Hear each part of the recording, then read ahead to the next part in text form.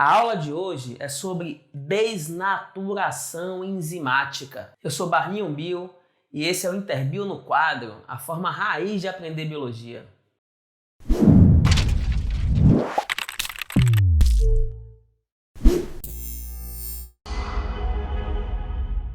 Então, galerinha, vamos olhar aqui esse exemplo de proteína que eu desenhei para vocês.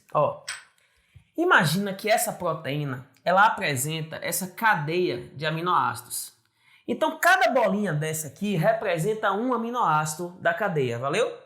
Os aminoácidos, você lembra disso? Eles estão unidos através de ligações peptídicas. Então, esses tracinhos que eu estou preenchendo aqui, gente, são as ligações da cadeia. São as ligações peptídicas. São elas que vão formar aqui, a união entre os aminoácidos e a cadeia de aminoácidos. Porém, essa proteína, imagine que ela tem as ligações peptídicas, só que ela está toda dobrada em 3 dimensões. Essa proteína dobrada em 3 dimensões, em 3D, a gente disse que ela tem uma estrutura terciária, beleza? Bom, e essa proteína dobrada em 3 dimensões, ela é uma enzima funcional. Beleza? Ela será uma enzima funcional. Bom, só que tem um detalhe, gente. Essa enzima, para funcionar, ela depende dessa estrutura tridimensional que ela tem. Essa estrutura tridimensional que ela tem, para tornar ela funcional, faz com que ela tenha certas regiões que a gente vai chamar isso aqui, você lembra, de sítio ativo. Vamos chamar isso aqui de sítio ativo, beleza? Só que para ela se dobrar toda no espaço, ela precisa ter as chamadas ligações laterais. Observe que as ligações laterais não são as ligações peptídicas, valeu? As ligações laterais, elas ocorrem entre os aminoácidos lateralmente. Por exemplo, esse aminoácido aqui, número 2, ele pode se unir a esse aminoácido aqui, número, deixa eu ver, 1, 2, 3, 4, 5, 6, 7, 8, 9. Aminoácido número 9. Se eles vão se unir um no outro, a cadeia dobra, beleza? Por exemplo, esse aminoácido aqui pode se unir a esse aminoácido aqui pode se unir a esse aminoácido. E dessa forma, gente, vão se formando essas ligações que vão dobrando a cadeia. Essas ligações que vão dobrando a cadeia, vamos chamar de ligações laterais. É uma ligação lateral, são as ligações laterais. Existem várias modalidades de ligações laterais, vários tipos. Nós temos aqui a famosa ponte de hidrogênio.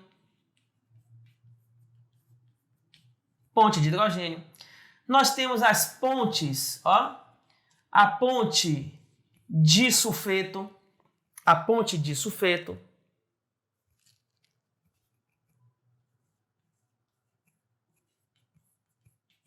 Beleza?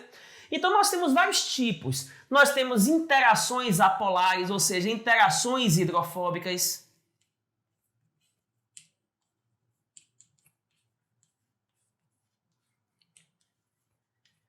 Lembre o seguinte, que no caso da ponte de hidrogênio, ela é um tipo de interação mais fraca em relação, por exemplo, à ponte de sulfeto. Porque a ponte de sulfeto é entre 2 enxofres presentes no radical do aminoácido cisteína. Então, para formar ponte de sulfeto, tem que ter o aminoácido cisteína. Essa daí é uma ligação covalente, então é uma ligação mais forte. Então, algumas ligações laterais são mais fracas, algumas ligações laterais são mais fortes, e isso deixa a proteína mais estável ou menos estável em relação à sua configuração estrutural. Porém, a temperatura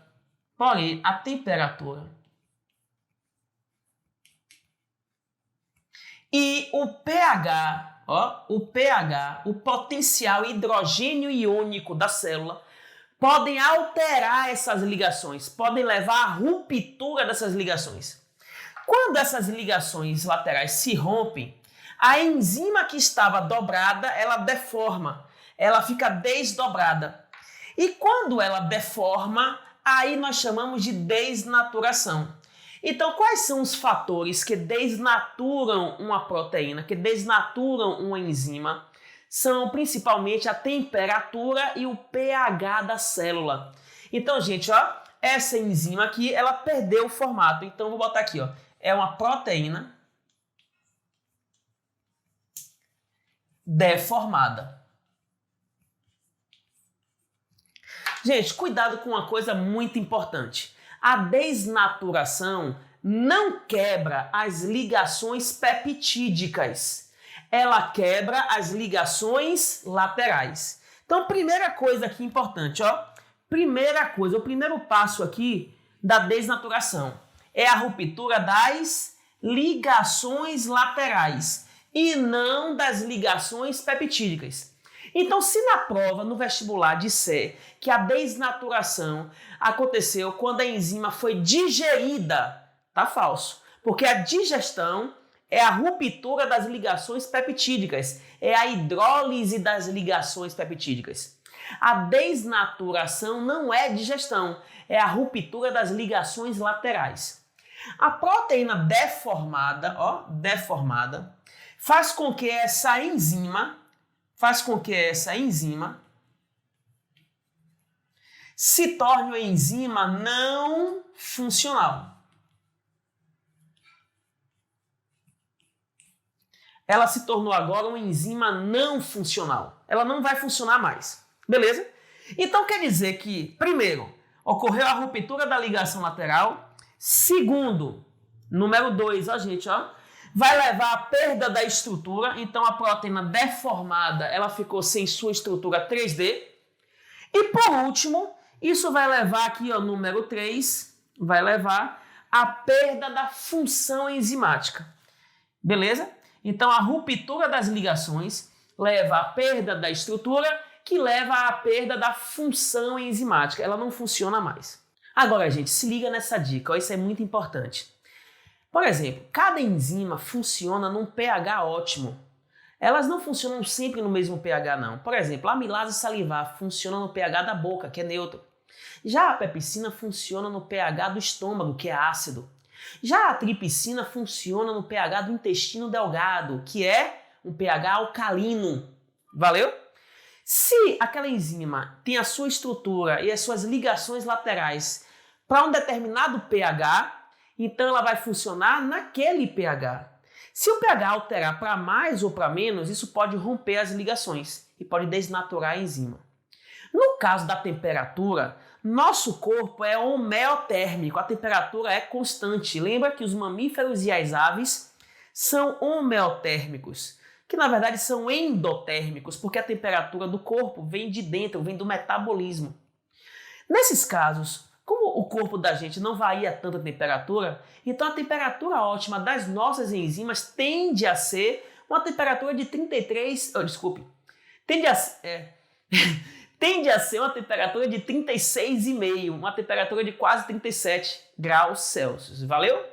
Porém, outros organismos podem viver numa temperatura maior ou menor do que 36,5. Nesses casos, as enzimas vão ter também um rendimento maior ou menor, a depender da temperatura ótima de atuação dela. Agora, no caso da temperatura, gente, cuidado. A temperatura ela tende a desnaturar a enzima quando aquece, porque aí vai agitar e vai romper essas ligações. O resfriamento diminui a função enzimática, porém tende a não desnaturar a enzima.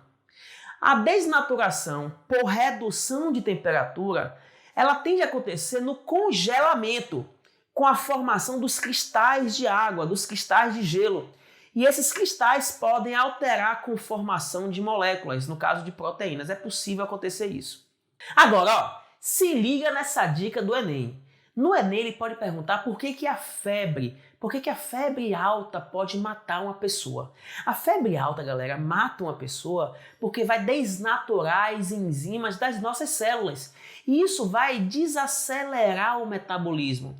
Só que qual é o tecido, ou quais são os tecidos que mais sofrem com isso? São os tecidos que mais gastam energia. É o tecido nervoso e o tecido muscular. E isso vai desencadear um processo convulsivo no sistema nervoso, com perda de função do sistema nervoso e um coma. E a partir daí você pode ter uma parada cardiorrespiratória e a pessoa pode vir a óbito. Então febre alta mata por desnaturação enzimática, valeu? Gente, se liga nessa dica, existem bactérias termófilas que vivem em temperaturas de até 80 graus Celsius. Como é que as enzimas delas não desnaturam então, Barnil? Porque existem moléculas que vão proteger a estrutura dessas enzimas. São outras proteínas chamadas proteínas de choque térmico. São as chaperoninas. Valeu, galerinha? Beleza, gente?